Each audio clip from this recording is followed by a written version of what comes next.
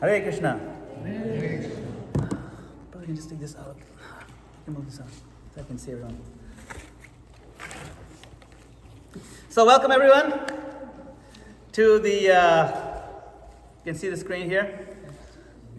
Japa transformation. I'm very grateful all of you are here, quite a good turnout. What we are beginning here today is not a course. It's not a technique. It's not a motivational talk. It is a recalibration of how we approach this most sacred daily meeting of our lives. Everybody here does Japa every day? Yeah, every day? Japa? Yes. I think that's everyone. That's why we're here. Chanting Japa is not just one spiritual activity among many activities. It is the axis around which all our spiritual activities turns. We have to recognize that. When our Japa is strong, everything else is nourished. And when our Japa is weak, then everything else kind of becomes performance. Performative. We don't want to be in that space.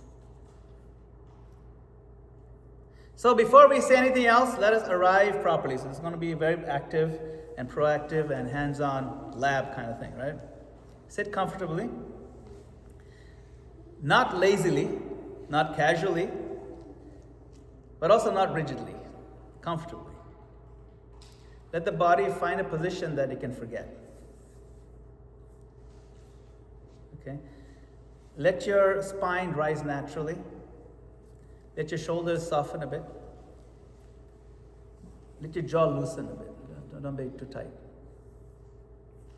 Now we're going to chant. We're going to chant. If you have beads, you can use them. If not, that's okay. Just pretend you have beads in your hand. If you don't have them, that's okay. Everyone has a bead? I think everyone has, right? Yeah, okay, good. Hold the beads gently in your hand. Not tightly, not casually, gently. Sitting up straight. Take one slow breath in. One slow breath out. Only through the nose, not through your mouth. Only breathe through the nose. Only the nose, the mouth. Okay. Now bring a single intention to the center of your mind. Just one intention. This is only one intention. It's only one. Today, I want to pour myself into my chanting. Pour myself completely. Not halfway, not distracted.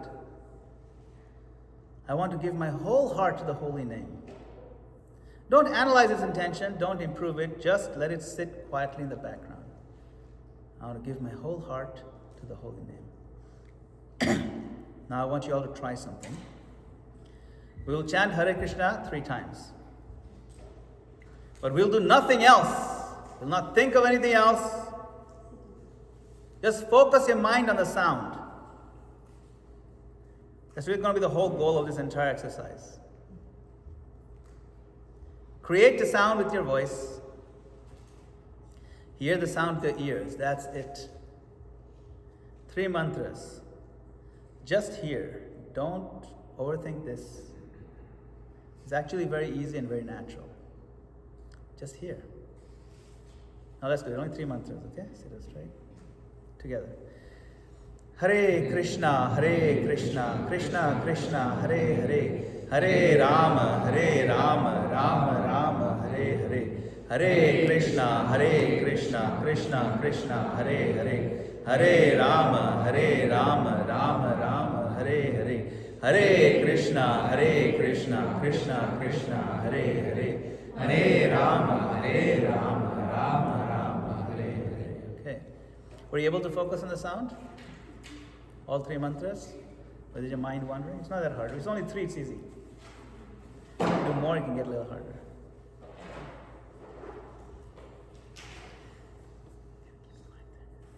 So before we speak about methods,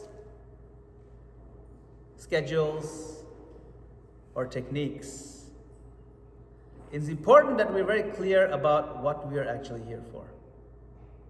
We're not here simply to finish our rounds. We're not here to become mechanically consistent. We're not even here merely to improve our focus. Our real aspiration is this. It's much deeper, much more beautiful than that mechanical thing. What is that? To awaken a genuine, lasting taste for the holy name. A taste that's so compelling that chanting no longer feels like an obligation that we manage, but a shelter that we crave. If you can mute your phones, that'll be great. Just mute them. Otherwise this WhatsApp dings will keep coming. Shelter that we crave. Sri Chaitanya Mahaprabhu, he gives this perfect window into this goal. In the single verse from Chaitanya Charitamrita, Antilila 199, it's an important verse. Mahaprabhu is not speaking as a philosopher or a teacher. He's speaking as someone who's been conquered.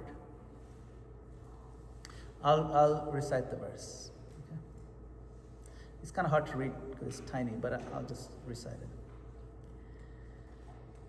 Tunde tandavinim ratim vitanute tundavali labdhaye karna kroda kadambini ghatayate karna budebhya spriham Cheta prangana sangini vijayate sarvendriyanam kritim no jane janita kiyad bhiramritai krishneti varnadvai.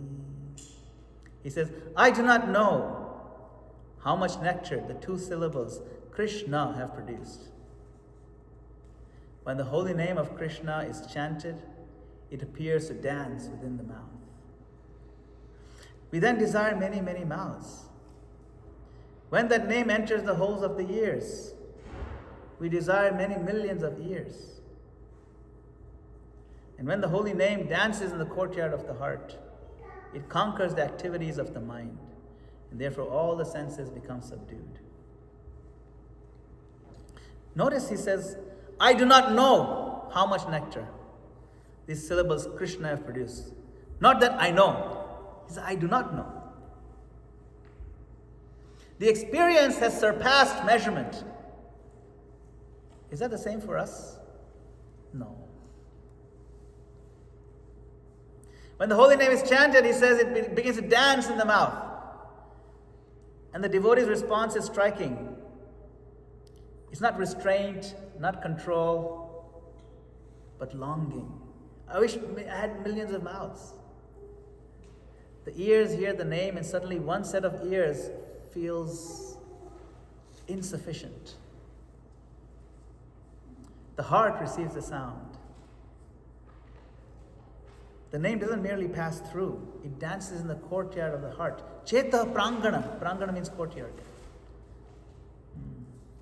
It overwhelms the mind and quiets the restless senses. So this verse describes something very important for us to understand at the outset of this exercise, this retreat. The holy name is not meant to be endured. It's not a torture, but sometimes we approach it like it's a torture. It's meant to be tasted. And not tasted once in a while, but tasted so deeply that everything else gradually loosens its grip. Our goal over these days is not to force ourselves into this state, because taste cannot be bullied into existence. Rather, our goal is to create conditions in which the taste can awaken.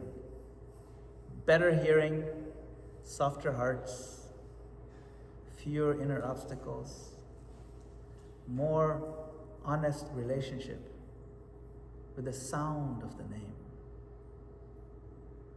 If by the end of this retreat, chanting feels even a little bit more attractive, a little bit more natural, a little more something we want to return to, rather than something we must push ourselves to do, then we'll have touched the edge of what Mahaprabhu is describing here. So let's hold this verse quietly in the background of everything we do. Not as poetry alone, it's not just poetic, but as a promise that we want to give ourselves. The holy name carries within it the power to reshape our desires, to conquer our restlessness, awaken the sweetness that is so real that the heart itself begins to listen. That is the journey we're beginning here together.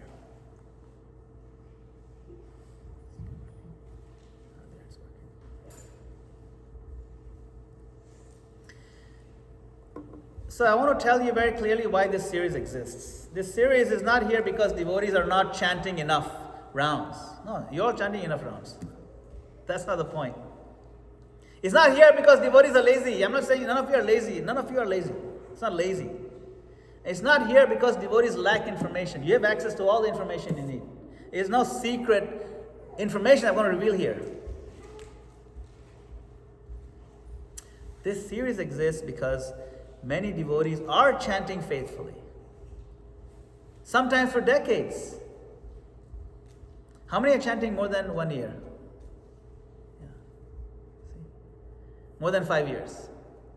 See, quite a few. See, some devotees chanting 5 years. Yet internally we feel unsettled, sometimes even discouraged, unsure about how to relate to the japa. Questions arise like, am I doing this right?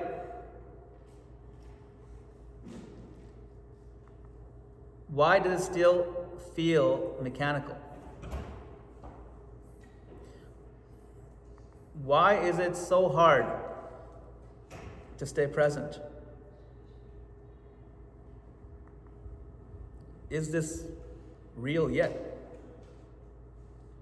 These questions don't come from insincerity. They come from caring. You want more. You expect more. And our acharyas don't dismiss these questions, but they answer them in a very particular way. So for the next few sessions, the next couple of sessions we're going to do, we're not going to chase experiences. We are going to stabilize our foundation. Okay? So we're going to talk about this framework called the 4 gates to successful japa. These gates are not rigid steps. They are progressive permissions. Each one of these gates removes a different obstacle between us and clear chanting of the holy name. So the 4 gates are, gate number 1, the fundamentals. What are the fundamentals? Posture, pronunciation, sitting in a sacred space, waking up early. These are all very powerful, fundamental things we can be doing. They're all external things. They're not internal things. They're all external things. Sitting up straight, pronouncing clearly, waking up early. The next one, gate number 2, is the mind and the intellect. It's a clear understanding of the identity of the holy name. We use intelligence to understand that the name is Krishna. We all know that. We've heard it many, many times. But do we act as if we actually know it? Like the name is here, Krishna is here. Like he walked in. If Krishna were literally walk in a visible way, would we act the same? No, we would change our way we behave. So if Krishna is in our mouth in the form of, we're chanting his name, he's present around us in the form of his sound, but we don't act as if he's walked into the door. We should. That's where the mind comes in to remind us. And to think of nothing also. We have only to think of the holy name, that's it. to clear our mind of all other engagements. Right? Then the third gate is heart. Heartfelt feelings, opening of feelings before the Lord. Importance of feelings. When you call out to somebody, you call out with feeling. The feeling with which you call out is reflected in how you call out, right?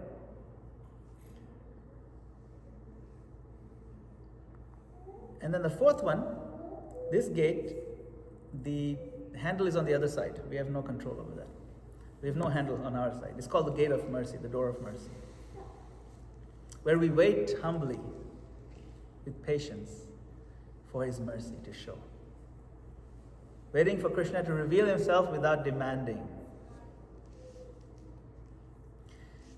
These gates are sequential for a reason. If we try to work on the heart while neglecting the fundamentals, then the practice becomes unstable. Make sure the fundamentals are solid.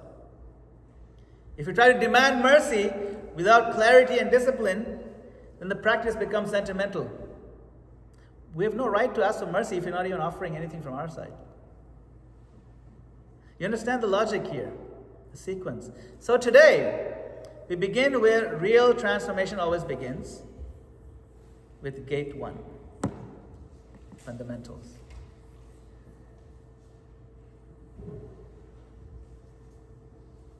Now, many devotees hear the word fundamentals and think basic, external, mechanical. But fundamentals are not really mechanical. They are relationship based, meaning they're critical in building our relationship.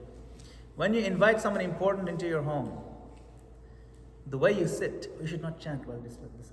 That's the thing. One of the lessons is you don't do japa and try to do something else. You put away your beads, and then when it's time to do japa, I'll tell you pick up your beads. It's an important point. You begin in the habit of doing multiple things, you don't want to do that. We want to get away from that habit. When you do japa, you only do japa. Don't try to hear this and that. So the fundamental is when you invite somebody important to your home, the way you sit, the way you face them, the way you listen, the way you arrange the space, it communicates something. Imagine they come and you greet them while like lying down, half asleep, multitasking, distracted. The message is not subtle, it's a clear message. I'm not interested in you. You came here, it's okay. I mean, if you come, it's good. If you don't come, it's even better. It's true. We're telling him that without saying it. So, in the same way, the holy name receives us exactly as we come.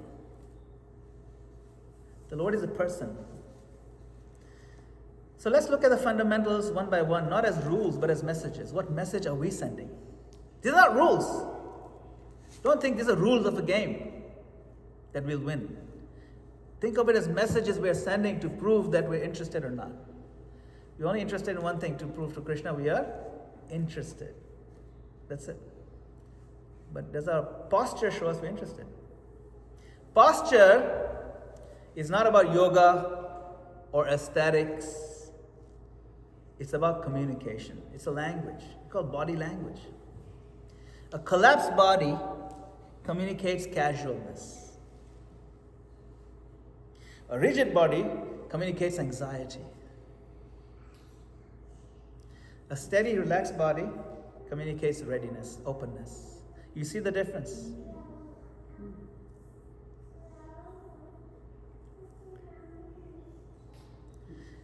So that is posture. The body is the first thing that says to Krishna, I am here. The next thing is pronunciation. Pronunciation is not about impressing Krishna. How well I can, He understands every sound you make. Pronunciation is about attention. Different people pronounce Krishna's name differently. That's fine. But when you're lazy about how you're pronouncing, when you're slurring, you're not giving attention, that sends a message too. When you pronounce carefully, you're saying, Krishna, you matter enough to me for me to slow down and call out your name nicely. Sometimes you hear devotees are like very fast, trying to chant very fast. What are you chanting? Here, kitty, kitty, kitty, kitty, kitty. Here, kitty, kitty, like calling a cat. Hey mama, mama, mama, hey, hey. No, Hare Rama. What is hey mama? Yeah. So, you understand what I'm saying? What are you doing? You're calling something else. You keep saying, here, kitty, kitty. At the end of life, you go to the cat loka, you know? You don't go to go loka. Chant clearly. It's not that you don't know how to chant, it's just that we're too lazy to do it right. Okay? So posture, then pronunciation. Okay. Then, let's see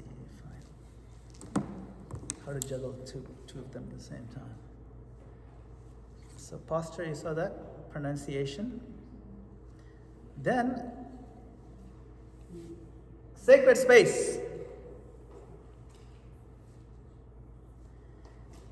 Space trains the nervous system. If you chant in the same place where you scroll, where you snack, where you argue, where you zone out, your mind will bring all that into your japa. Now, sacred space doesn't need to be very elaborate. It could be one corner in the house. It just needs to be consistent.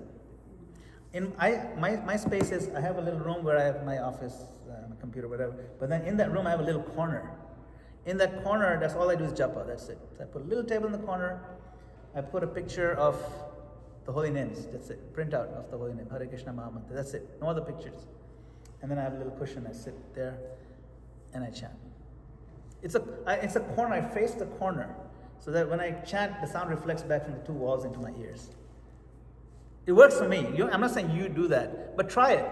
It's really, I've been using it for years and years. It really works. Okay?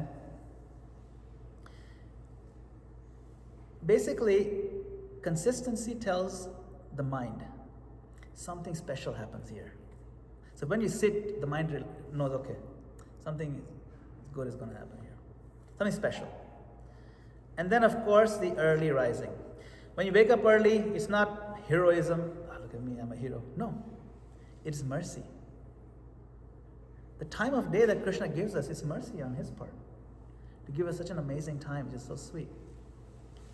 Right? The world is quiet. The mind also has not yet started planning yet, playing different roles and reactions. Before the mind gets into that space, do japa. Early japa is not about achieving something.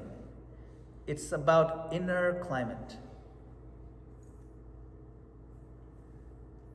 And this is the most important point. These fundamentals do not create Krishna. They create a capacity to receive Krishna. You know, there's no hard and fast rules, right? You know that. Where do they say there are no hard and fast rules? Very important text. Your names, there are no hard and fast rules in chanting your names. Does anybody know which verse? Yes, that's correct. Shikshashtakam, exactly. Shikshashtakam, this whole Japa retreat is based on Shikshashtakam. There are no hard and fast rules. These are not hard and fast rules. You don't have to do any of these. But they prove to Krishna that you are interested. That's right. That's all. It's not required, but it proves something. If you have an exam to study for,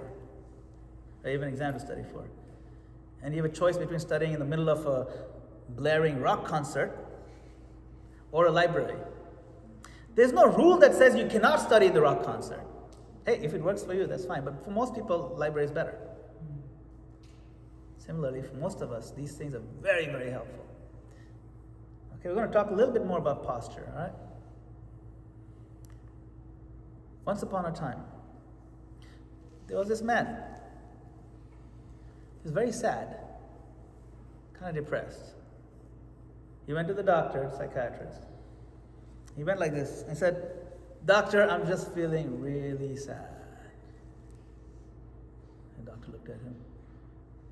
And the doctor did the same thing. And for 2 minutes, the doctor didn't say anything. And this guy's like, "What are you doing?" And the doctor looks up and says, "It works!" What do you mean it works? I'm also feeling sad now. I'm also feeling so depressed. You see, our mood affects our posture. If you're sad, you look like this. But what a lot of people don't understand, our posture also affects our mood. Sometimes you can get in a posture and that'll change your mood. So if you get in this nice sit-up straight posture, you will feel the difference in your energy. You'll feel the difference in your mood. You'll feel a sense of readiness to welcome the guest, the divine, supreme guest who's going to come to your house.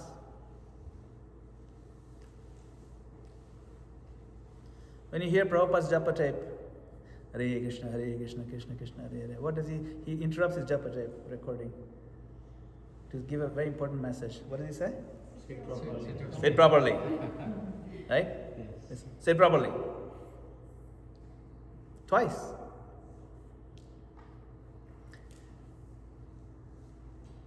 So, posture was clearly important to Prabhupada. You can see even Prabhupada he's not a teenager in this picture. He's in his 70s. And he's smiling, sitting up straight. Whatever he was, you see, sitting up straight. Prabhupada was sitting up straight. Like this, giving lecture, sitting up straight. Usually chanting japa, sitting up straight. Shoulders open, not too stiff, not too relaxed. Neck and spine aligned. It came very naturally to him. Bhakti Siddhanta Saraswati Thakur, always sitting up straight.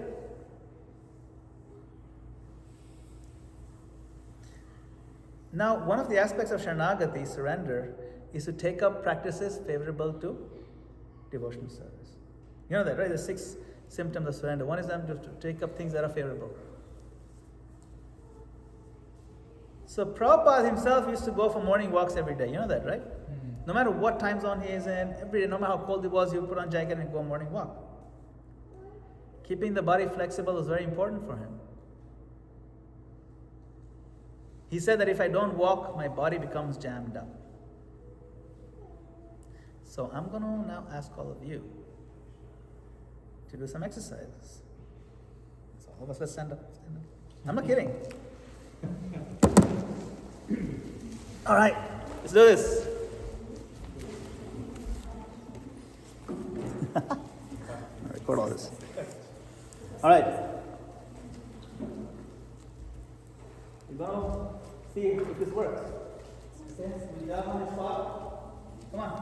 Lift up the knees. Okay? Jogging on the spot.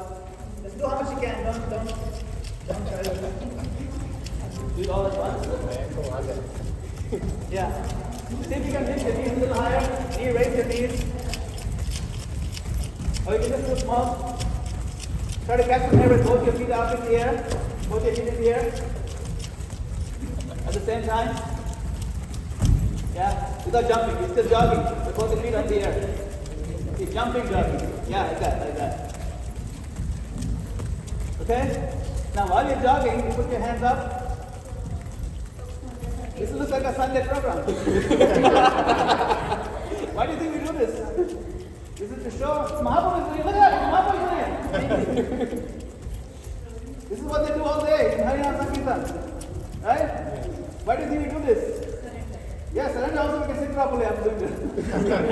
When your body is some good exercise like this, you can sit properly without pain. Okay? Now you do Swami step, one leg like this. Hare Krishna, Krishna Krishna, Hare Hare, Hare Rama, Rama Rama, Hare Hare Krishna, Krishna Hare Hare, Hare Rama, Rama Hare Hare. Okay, that's good. Stop now. Now we'll do the next set of exercises. Okay, we'll stretch like this, very gently, very slowly. Put your hands up like this. Stretch upwards and get on your tiptoes. Tiptoes. Stretch straight up. Look up and try to touch the ceiling. See if you can reach the ceiling. Go. And then gently come down. Your hands down again. This time try to touch the ceiling for real. One more. Reach up towards the sky. Feel the stretch in the side of your arms, the side of your back, and gently bring it down. Why are we doing this? This is just to waste your time. Okay. One more time, slowly. Stretch up. Very slow. Don't go fast. Go slow. Slow is better. And reach up, try to reach higher and higher and higher. Feel the stretch all over your body. Gently come down, very slowly. Slower is better. Okay? Loosen, like this. Okay. Notice after doing all this, when you sit up straight, it will be much less painful. Okay? These are not required, but if you do them, you'll really feel them.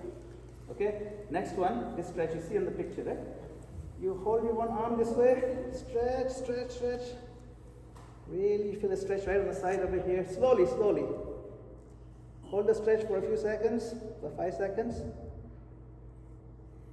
And then gently, slowly come back. Do the other side. Grab the other arm. Gently stretch. This is where it helps to not eat too much.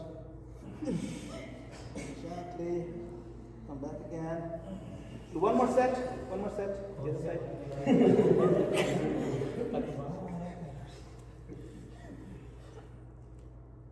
And come down again.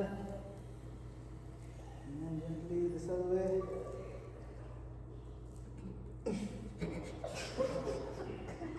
All kinds of sounds are going to happen. Okay, listen up like this. Listen. Okay, now the third one. The third one, put your arms up like this and make circles, small circles, clockwise. Clockwise, 5 circles. 3, 4, 5. And then turn the direction, 5 in the other direction. Slowly. 3, 4, 5. Make small circles. 1, 2, 3, 4, 5. And then one more set. 1, 2, 3, 4, 5. Okay, she's wondering what's going on. She's scratching her head. What happened to these people all of a sudden? She's scratching her head. Okay, now we'll do the neck exercise. Be gentle with this, okay? Be gentle. So put your neck down first, like chin down towards the neck, and then start rolling to the left. We'll do 5 circles.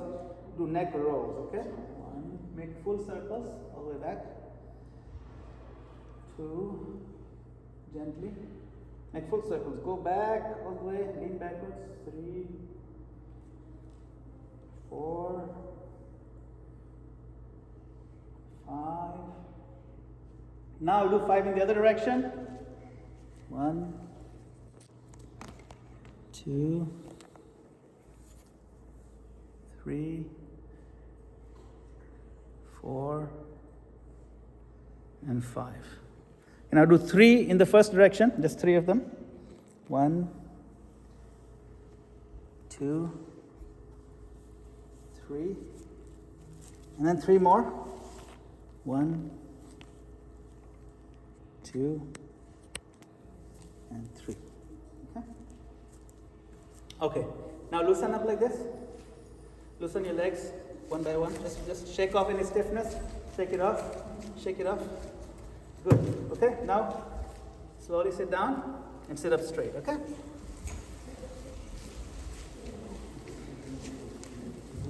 Now sit up straight. Is it much nicer now? Your body feels much better? Yeah. We should do this. It's better for your health. It's good for your blood pressure, cholesterol, diabetes, everything. And you feel very comfortable. It's almost like you won't even notice your body's there. Because you want to focus on the sound. Is this a rule to do this stretching? No. Is it favorable? Yes. And favorable means it's one of the aspects of surrender. Sharanagati. Do things that are favorable. Waking up is favorable, early. But how is it possible to wake up early if you slept late? So you have to sleep early. That's also favorable. You understand? It all builds up. The sattvic lifestyle builds up. And you'll be less stressed in your life. You'll be more positive. And you'll be able to chant better. And that's our goal. Okay? Now this is from the purport in Srimad Bhagavatam, Canto 3. Prabhupada says, in Bhagavad Gita, it is said that one must practice the breathing exercise, Abhyasa Yoga Yuktena. By virtue of these processes of control, the mind cannot wander to external thoughts. Chetasa Nanya Gamina. Thus, one can fix his mind constantly on the Supreme Personality of Godhead and attain Him. This is called breathing exercise. So there are breathing exercises that are very favorable. Pranayam ones. You might have heard of this. Everyone heard of pranayam? More or less. You can look it up on YouTube. There's some nice pranayam exercises. You can do the ones that you like that work for you. These 3 I use, but you can do like 7, 8 very good ones. There's one series, quite a few of them by very famous, what's his name, Ramdev Baba. Those are good. They're quite nice. You know. So you can do these Bhastrika pranayam where you breathe in and out like that. You know. Let's do 3 of them. Okay. Just breathe in deep and breathe out.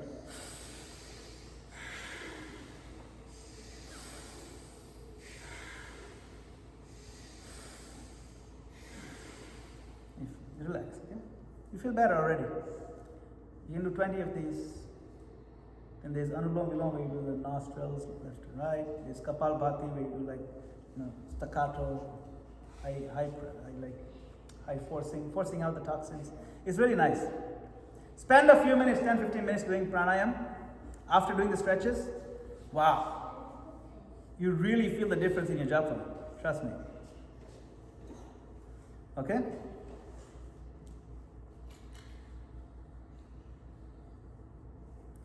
So we talked about sit properly. We talked about pronounce clearly. Don't make it a blur. Pronounce each name calling. Hare Krishna, Hare Krishna, Krishna Krishna, Hare Hare, Hare Rama, Hare Rama, Rama Rama, Hare Hare. Now notice I said Rama, not Ram Ram, because this is a 32 syllable mantra. We don't eat the syllables. Of course, if you hear Prabhupada's tip, he says Ram, Ram, Ram. Sounds like he's saying Ram, Ram, but he's not. If you listen very carefully and slow it down, he's saying Rama. The Ma is very short, but he says it. So we should say the Ma. Hare Rama, Hare Rama, Rama Rama, Hare Hare. If you say it quickly, it seems very short, but it's there. It has to be there. It's 32 syllables. Hare Krishna, Krishna Krishna, Hare Hare, Hare Rama, Rama, Rama, Hare Hare. You can say it quickly, but clearly. Don't let it be a blur. Let it be like ahuti. You know what is ahuti? Oblation in the fire. Every mantra should be a pinch of grains and then take the next one. Don't make it one blur. Don't throw the whole basket inside. There's a reason why I put pinch at a time. Every mantra is a genuine offering. You see? You understand? Make every mantra one unit of offering prayerfully to Krishna. Let each be a unit. Okay?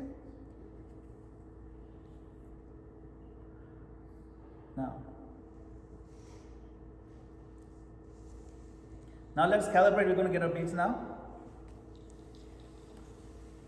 Adjust your sitting posture so that your spine is upright. Sit up straight, please. Everyone sit up straight.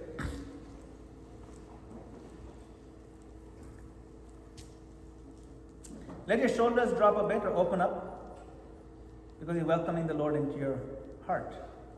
Let your face soften a little bit. Close your eyes, hold the beats. Notice how the body feels when it is ready to listen rather than perform. Now we will chant just one mantra, hold the beat, just one mantra together.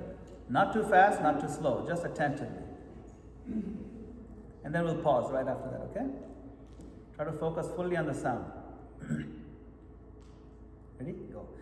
Hare Krishna, Krishna Krishna, Hare Hare, Hare Rama, Rama Rama, Hare Hare. Now pause.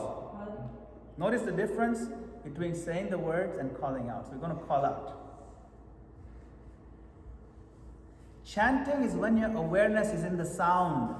We're going to practice this a lot. Focus your mind on the sound. Don't try to visualize painting of Krishna. Don't try to even visualize our deities. Don't try to look around. Close your eyes. Focus only on the sound. Our problem is we try to add layers. We think we have to add so many layers and engage the mind in so many ways. Don't. Disengage the mind. Embrace the sound with all dimensions of your mind. Only the sound. Only the name. That's it. That's all we're going to do. Okay. So now, For about 2 minutes, we will chant together at your own pace, whatever faster pace. 2 minutes, okay? Sit up straight. But this time, close your eyes. Try to see only the sound, or hear only the sound. Don't think of anything else. Just focus on the sound.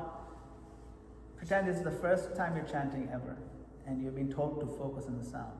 It's a new approach, completely. Don't allow any other thought to come. You're only going to do 2 minutes, okay? Ready? Set, go. Hare Krishna, Krishna Krishna, Krishna Krishna,